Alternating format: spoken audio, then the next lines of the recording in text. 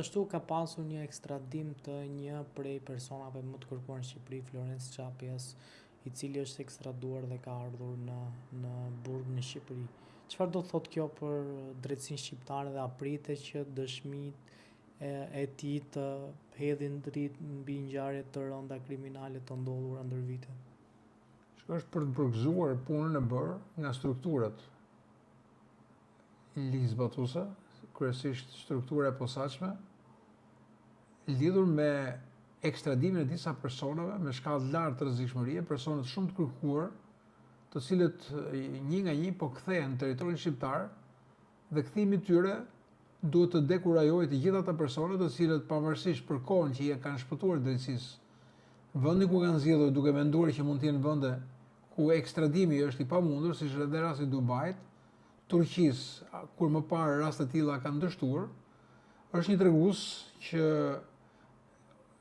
SPAK-u dhe strukturat e tjera ligjzbatuese po bëjnë maksimumin e mundshëm për t'i vënë këta autorë përpara drejtësisë. Por më shumë se sa vendosja e tyre para drejtësisë, është një moment i rëndësishëm nëse do të gjenden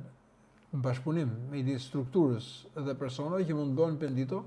për të zbardhur krime të ndryshme, për të treguar krime të ndryshme, por njëkohësisht dhe bashkëpunëtorë dhe ngjarje të tjera të cilat janë pa zbardhura. Shpresojmë që ky të jetë një nga ata, nëse mund të jetë personi që mund të bëhet pendito dhe mund të bashkëpunojë me strukturat shqiptare për të zbardhur një seri ngjarjesh të mëdha ku janë ende të përfshirë individ dhe grupe kriminale. Gjithashtu ka pasur një dëshmi, po themin nga një ndër personazhet ndoshta më të lakuara në Shqipëri, Dritan Rexhepi, i cili ka dëshmuar në gjyq dhe ka folur lidhur me vrasjen e famshme të ndodhur dhe domethënë rrëmbimin e Jan Prengës dhe më pas ekzekutimin e tij. Ka pasur, po themi, shumë diskutime rreth dëshmisë së tij dhe ka, po themi, hije mbi vërtetësinë e kësaj dëshmie. Jo gjithmonë dëshmitë mund të jenë tregues i të vërtetës. Ata duhet të shoqërohen me informacione të ndryshme, nga burime të ndryshme, të cilët shpeshherë ka qenë ndërthurje midis informacioneve të ardhura nga përgjimet, Sky EncroChat, apo ngjarje të ndryshme të ndodhur në kohë të ndryshme të cilët duhet vërtetojnë atë çfarë ka ndodhur me atë çfarë kanë qenë provat apo informacionet e kohës me të cilën ka ndodhur kjo ngjarje. Por është gjithmonë një rrëfim që ata nuk i zgjedhin heshtjen, por të paktën janë në komunikim me këta institucione lidhur me ngjarjet në kohë, me grupet, me individët dhe me personat përfshirë. Po ashtu kemi një ngjarje të rëndë që ndodhi në Vlorë, ku vra një roje dhe po themi deklaratat jo të policisë, po nga informacionet që kemi në rrugë zyrtare, thuhet që ekzekutimi ka ardhur si pasojë një urdhri të ardhur nga Dubai. Kemi informacion se pse një roje të vritet me një urdhër të ardhur nga Dubai? Unë në analizën time nuk mendoj që mund të ketë lidhje me një urdhër të ardhur nga Dubai për të eliminuar një person të thjesht, i cili jetën e tij, të paktën nga ajo si vije paraqitur, është roje në një objekt ndërtimi. Sigurisht dhe roja ka qenë një kohë më parë dhe nuk dim kohët e fundit me çfarë aktivitetesh marr, por unë shkoj drejt një piste më bindëse, sigurisht është grupi hetimor që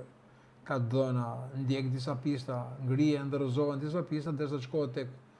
mundësia për të gjetur autorët, por dhe porositësit e tyre,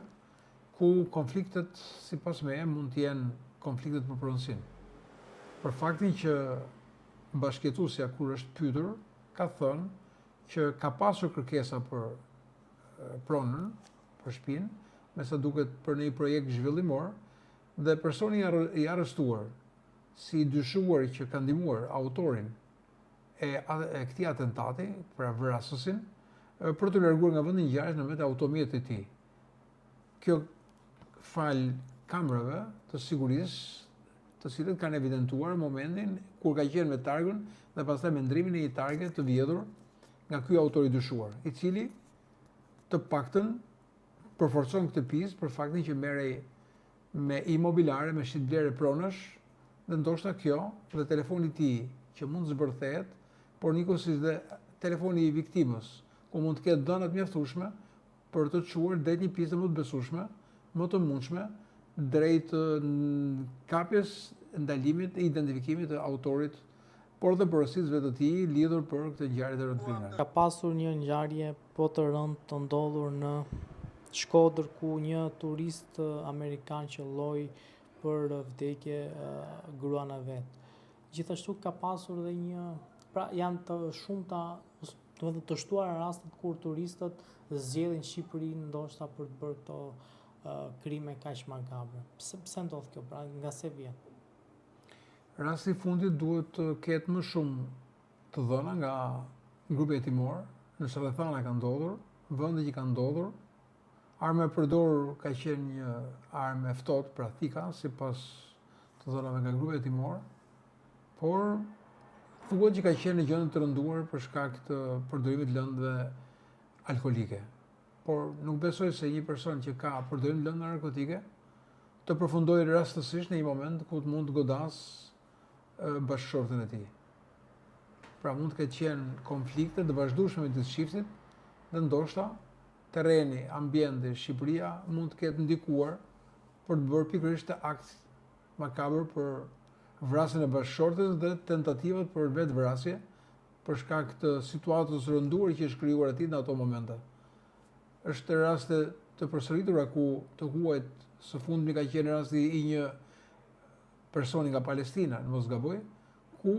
ka goditur dhe ka vrarë në kushte misterioze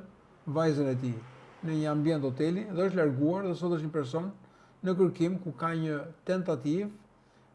për ta rikthyer dhe për ta sjellë atë në territorin shqiptar për ta gjykuar. Ndodhi një plagosje në Laç ku ndër të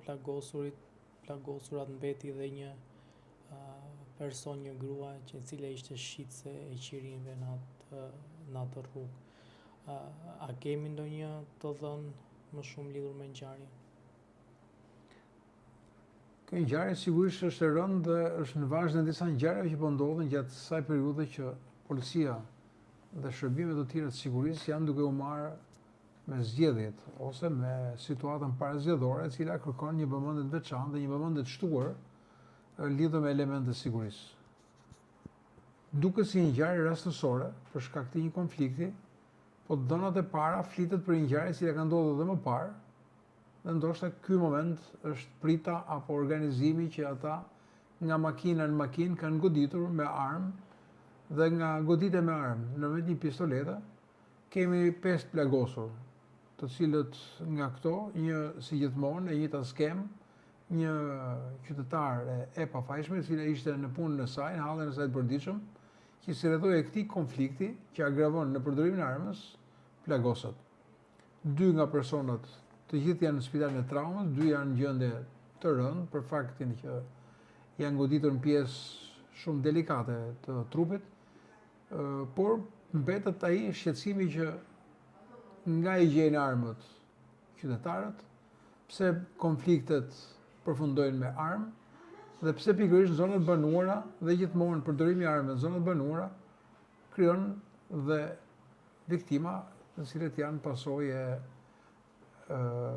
rastësisë në vendin e gabuar dhe në kohën e gabuar për këtë plagosje. Ka një të dhënë për autorin dyshuar, nuk e di sa ende janë dhëna të marra nga terreni, nëpërmjet medjave, ku autori është larguar nëpërmjet një automjeti dhe mendohet ka një automjet të djegur ku mund të jetë mjeti i dyshuar, i personit dyshuar. Ka një të dhënë policia e shtetit që kanë identifikuar autorin,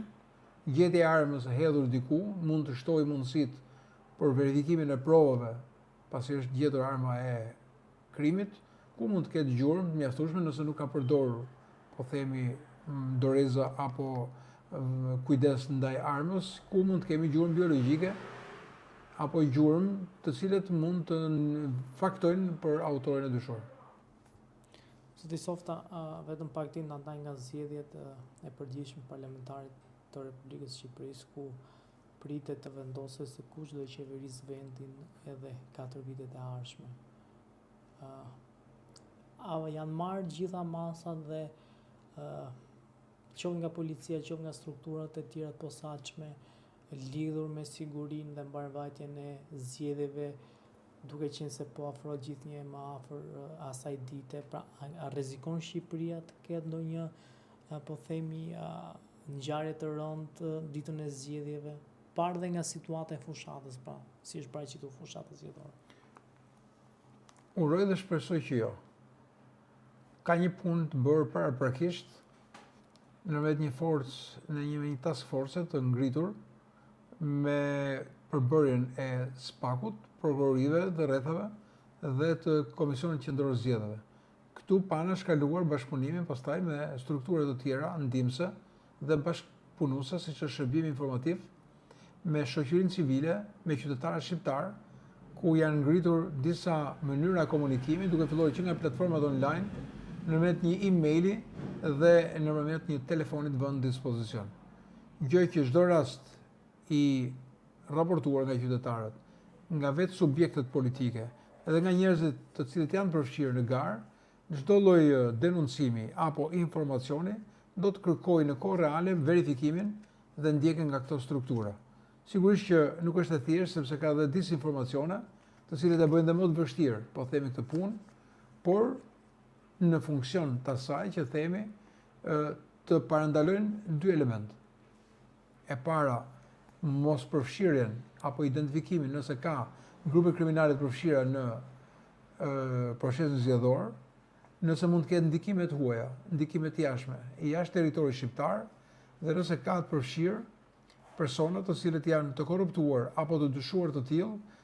ose persona të cilët përdorin infrastrukturën, pozicionin shtetëror, mjetet dhe financat, por njëkohësisht nëse ka dhe financa të dyshimta, të ardhura në rrugë të paligjshme që mund të përdoren gjatë procesit zgjedhor. Kjo është për sa i përket këtij shqetësimi dhe këtyre shqetësimeve që janë ngritur edhe nga ndërkombëtarët. Ndërsa pyetja juaj qëndron me drejt, a mund të kemi probleme me elementet e sigurisë kombëtare, apo me elementet e sigurisë, të cilët duhet mos secënojnë procesin zgjedhor. Them që ky lloj pune e bërë nuk mund ta përjashtoj kurrësisi dhe gjithsesi që mund të kemi situata të cilat mund t'i vlejnë personave apo grupeve